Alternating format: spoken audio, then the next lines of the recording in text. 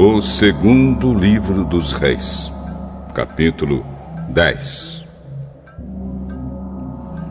Na cidade de Samaria moravam 70 filhos do rei Acabe. Jeú escreveu cartas e as mandou às autoridades da cidade, aos líderes e às pessoas que tomavam conta dos filhos de Acabe.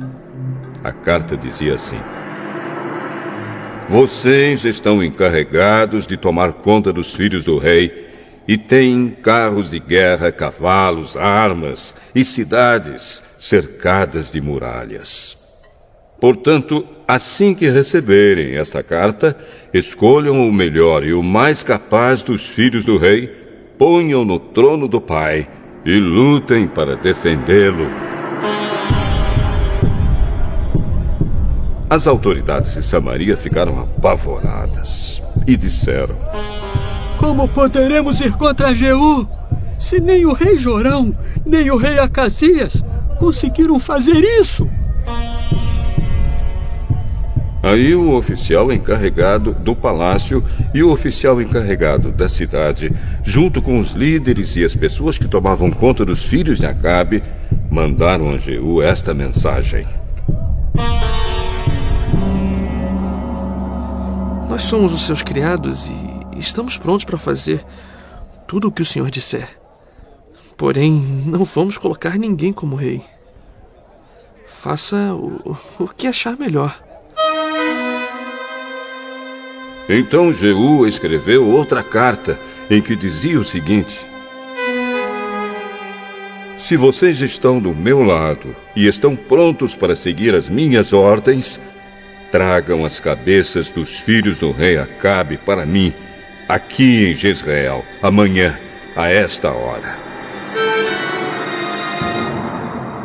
Os 70 filhos de Acabe moravam com os principais cidadãos de Samaria que os estavam criando. Quando receberam a carta de Jeú, os líderes de Samaria mataram todos os 70 príncipes. Depois puseram as cabeças deles em cestos e as mandaram para Jeú em Jezreel. Foram contar a Jeú que as cabeças dos filhos de Acabe haviam sido trazidas. Então Jeú ordenou: façam com elas 2 montões no portão da cidade. E deixe que fiquem lá até amanhã cedo. Ele saiu de manhã, foi até o portão e disse ao povo que estava ali: fui eu que fiz uma revolta contra o rei Jorão e o matei. Vocês não são culpados disso. Mas quem foi que matou todos estes?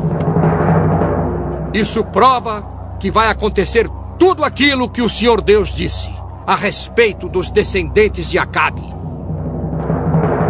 O Senhor fez aquilo que prometeu por meio do seu servo Elias. Então Jeú mandou matar todos os outros parentes de Acabe que moravam em Jezreel e também todas as autoridades do seu governo, amigos íntimos e sacerdotes. Não escapou nenhum deles. Jeú saiu de Jezreel para ir até Samaria. No caminho, num lugar chamado Campo dos Pastores, ele encontrou alguns parentes do falecido rei Acasias de Judá e perguntou: quem são vocês? Somos parentes de Acasias. Estamos indo para Jezreel a fim de cumprimentar os filhos da rainha Jezabel e o resto da família do rei. Então Jeú ordenou aos seus homens: peguem essa gente, quero todos vivos. Eles os prenderam e os mataram perto de um poço que havia ali. Eram 42 ao todo e nenhum deles foi deixado vivo.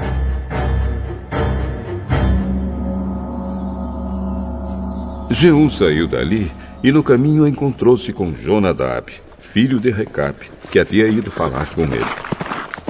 Jeú o cumprimentou e disse: Será que nós dois estamos pensando do mesmo jeito?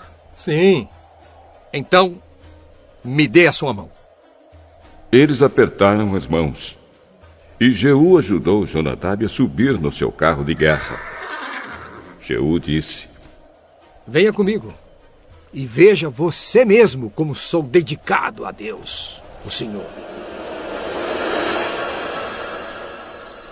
E Jeú o levou no seu carro para Samaria. Quando chegaram lá,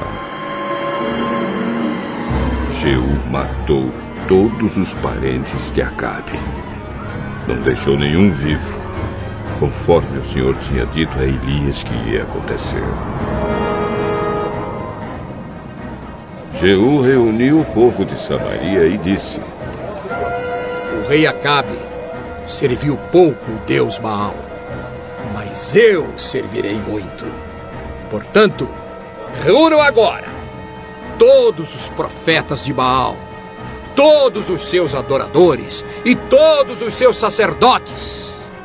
Que não falte nenhum, pois eu vou oferecer um grande sacrifício a Baal. E quem não vier será morto.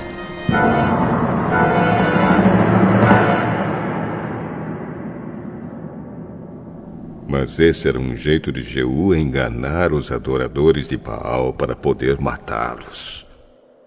Então Jeú deu a seguinte ordem: Anunciem um dia de adoração em honra do Deus Baal. O aviso foi feito, e Jeú mandou mensageiros por toda a terra de Israel. Então vieram todos os adoradores de Baal. Não faltou nenhum. Eles entraram no templo de Baal, que ficou completamente cheio.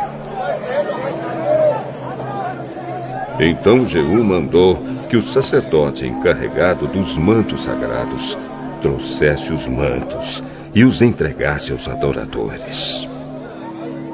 Depois disso, Jeú entrou no templo com Jonadab, filho de Recabe, e disse às pessoas que estavam ali: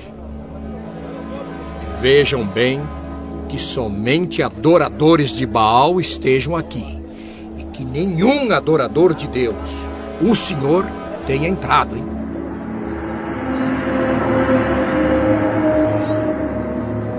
Aí ele e Jonadab entraram para oferecer sacrifícios e queimar ofertas a Baal. Jeú havia mandado que 80 homens ficassem do lado de fora, dando-lhes a seguinte ordem: Matem todas essas pessoas que vou entregar a vocês. Quem deixar uma delas escapar, pagará com a vida por isso. Assim que Jeú apresentou as ofertas, disse aos guardas e aos oficiais: Entrem e matem todos. Não deixem que nenhum escape. Eles entraram com as espadas na mão. Mataram todos e jogaram os corpos para fora.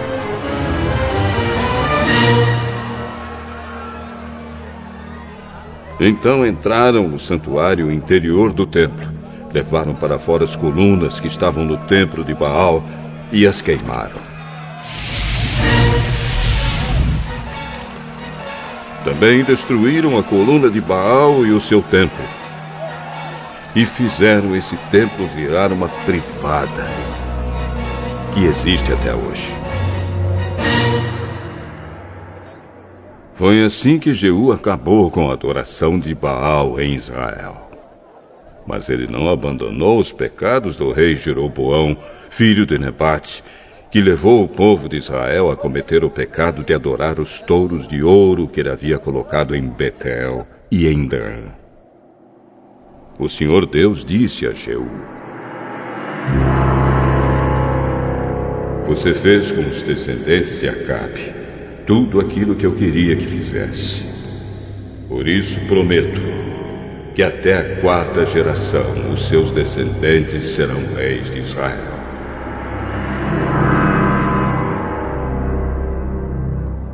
Mas Jeú não obedeceu de todo o seu coração à lei do Senhor, o Deus de Israel, nem abandonou aqueles mesmos pecados que Jeroboão havia feito o povo de Israel cometer no passado.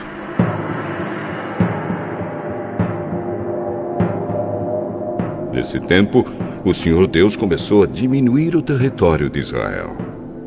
O rei Hazael, da Síria, conquistou todas as terras israelitas que ficavam a leste do rio Jordão, até a cidade de Aroer, no rio Arnon, no sul. E isso incluía as regiões de Gileade e Bazã, onde moravam as tribos de Gade, Ruben e Manassés do leste. Todas as outras coisas que Jeú fez, e também os seus atos de coragem, estão escritos na história dos reis de Israel. Ele morreu e foi sepultado em Samaria, e o seu filho Jeoacás ficou no lugar dele como rei.